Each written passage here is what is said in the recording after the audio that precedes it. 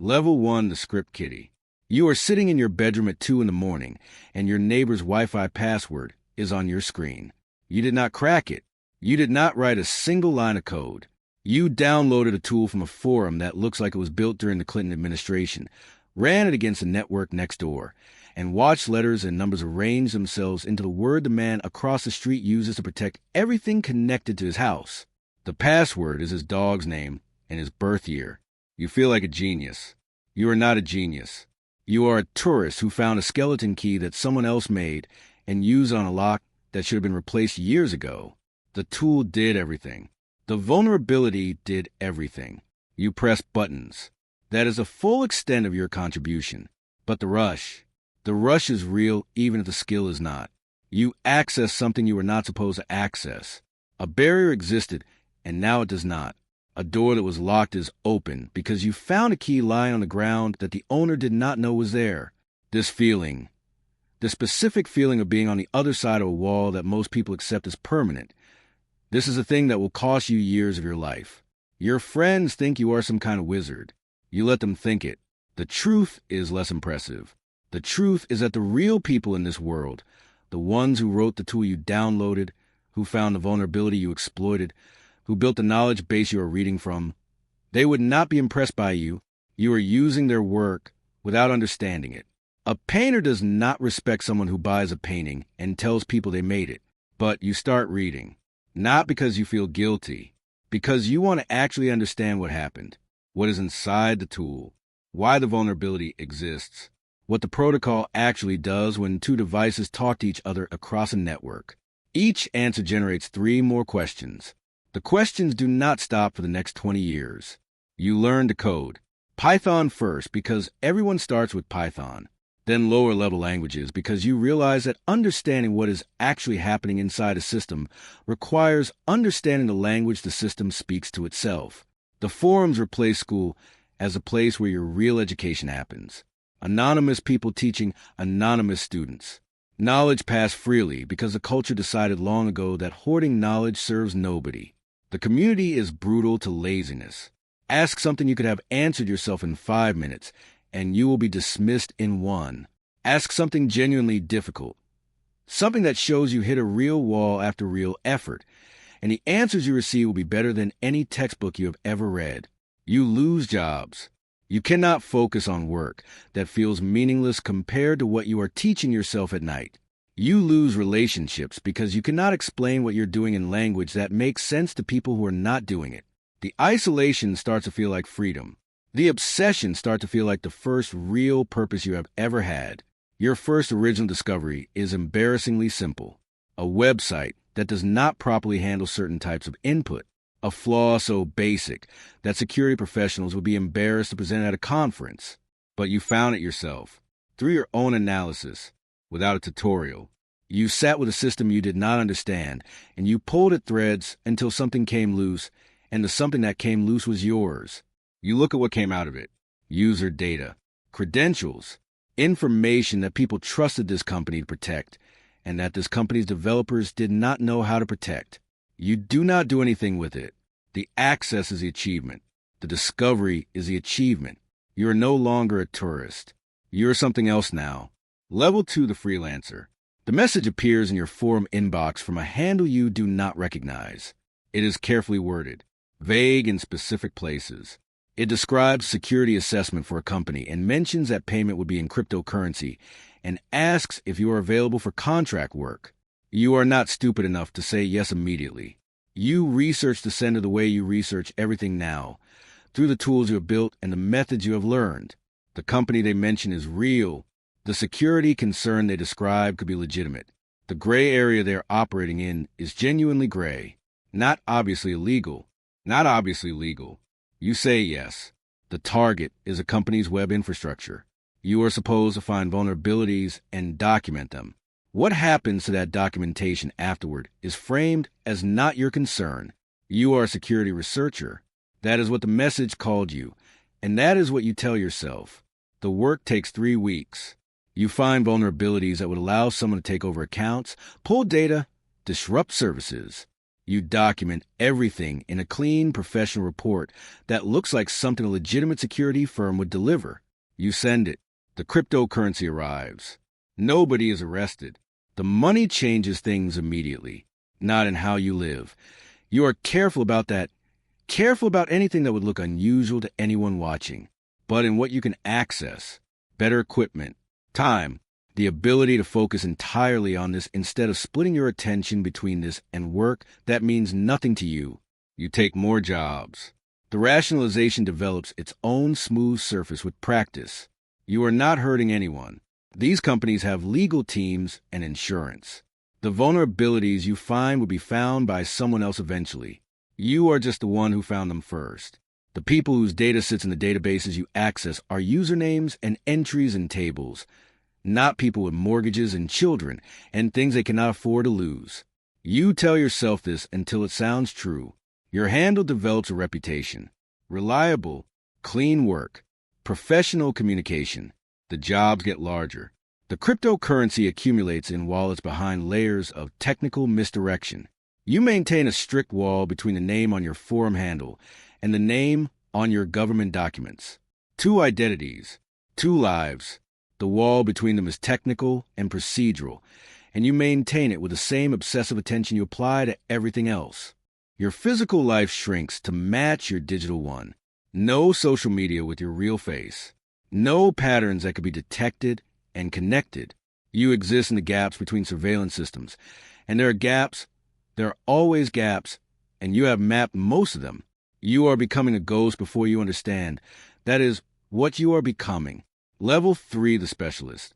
You choose financial systems, not because the money is easiest to access, though it is the most direct, because the security is the hardest, because the challenge is the highest, because you have gotten bored of targets that fall apart quickly, and financial institutions are the ones that fight back.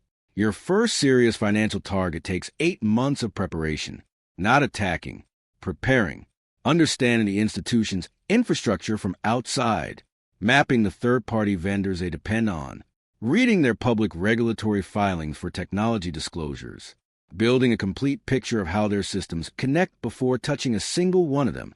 You do not attack the bank directly. You attack a vendor that provides software to the bank.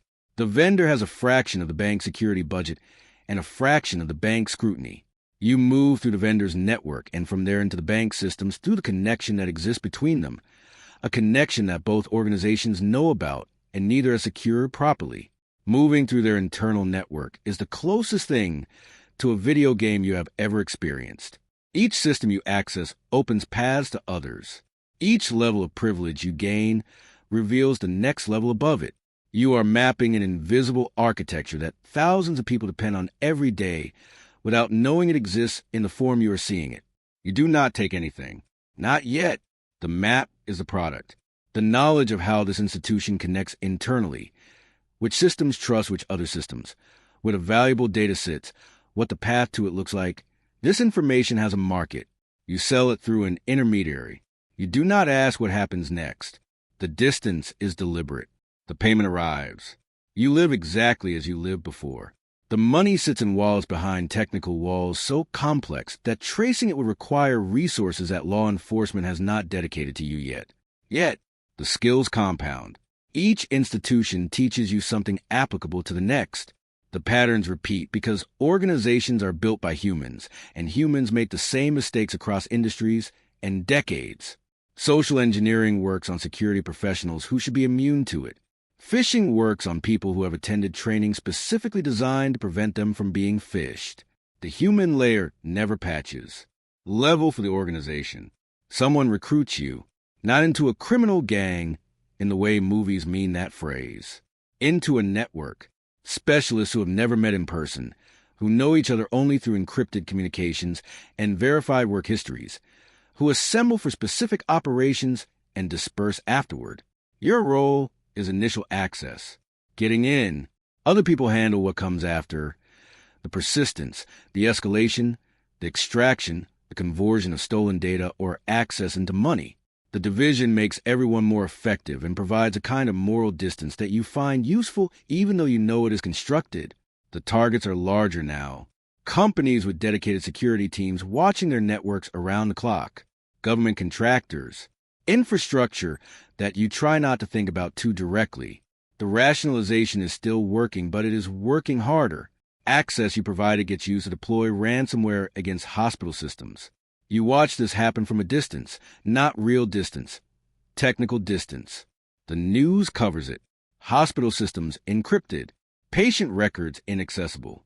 Procedures delayed. You provided the door. Someone else walked through it with a ransomware.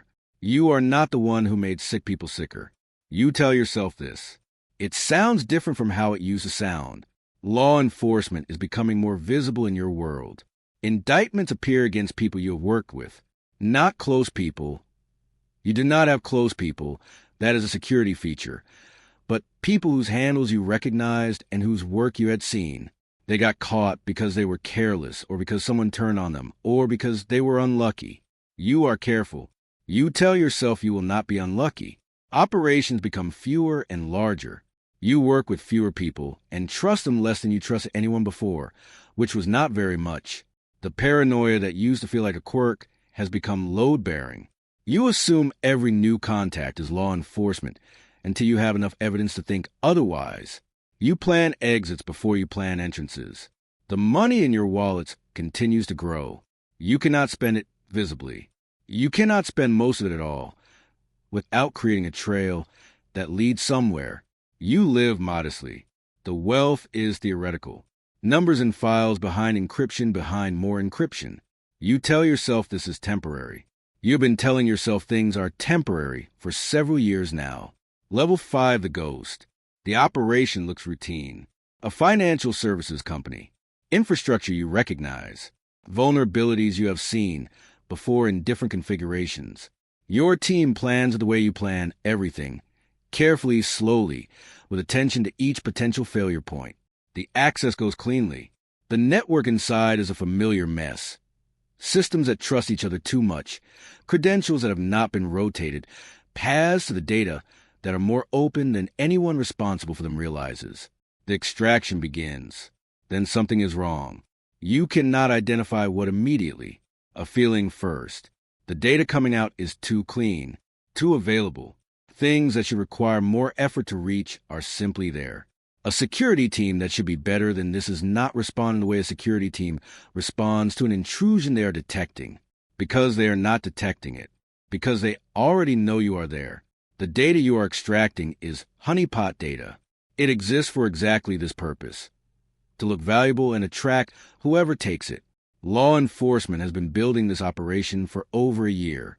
The company is bait. You are what they were fishing for. You execute the exit procedures you have practiced but never used. Hardware destroyed. Cryptographic keys burned. The cryptocurrency moved through pathways so complex that following it would require resources and time that may or may not be available. Every identity that connects to your activities severed or buried. The team scatters. Communications go dark. Everyone runs their own exit. You watch from a distance. Real distance now. Different country, different name. As the arrests happen. Indictments unsealed. Names and handles you recognize, connected to faces you never saw. Your name is not there. Your handle is not there. The firewall held. You are free in the technical sense. Everything you built to keep yourself invisible worked. The years of obsessive operational security paid for themselves in this one moment. But something else happened in that moment too. The close call does not make you feel grateful. It makes you feel tired. Not scared. You processed fear out of your system years ago as a liability. Tired. The weight of maintaining perfect security forever. The weight of a fortune you cannot spend. The weight of working you cannot explain to anyone. The weight of the hospital systems. The weight of the drained accounts. The technical problem of getting away is solved. You got away. The other problem sits there quietly. Level 6 the other side. You build a legitimate practice. New country. New name. A history that explains your skills without explaining where you actually developed them. Certifications you obtained through real study. The knowledge was already there. The credential was just paperwork. References from companies that exist because you created them to provide references. The clients who hire you want to know how they would be attacked. They hire you to attack them first, under contract, with lawyers involved and scope documents signed, and everything documented. The work is technically identical to what you did before. The difference is a piece of paper. The piece of paper is not a small thing. The piece of paper is everything. You find yourself telling clients to patch systems you would have exploited 6 years ago, to train employees against phishing attacks you design variations of, to assume they will be breached and build detection systems rather than relying entirely on prevention. The irony of this, giving advice you ignored, protecting systems you would have broken, working against people using methods you invented, is not lost on you. Irony does not require resolution. You just work. The cryptocurrency in cold storage stays there. Too dangerous to move now. Maybe always too dangerous to move. A fortune that is also a trap. Numbers behind encryption that represent years of your life in a form you may never be able to use. The legitimate income is less. The paranoia is also less. You sleep in a way you did not sleep for years, without part of your brain running security checks on everything around you. You travel without looking up extradition treaties first. You have relationships with people who know the name you use, which is close enough to real. Some nights you think about the hospitals. Thinking does not change what happened. The guilt cannot undo the damage. All you can do is not make new damage. You protect systems now from people exactly like you were. You find their work and stop it and document how they nearly succeeded. Sometimes you see techniques you developed, exploits you wrote, attack patterns you perfected during years you cannot talk about. The knowledge you created is still moving through the ecosystem. Forums passing it forward the way forums pass knowledge to you. You are fighting your own legacy. You keep working.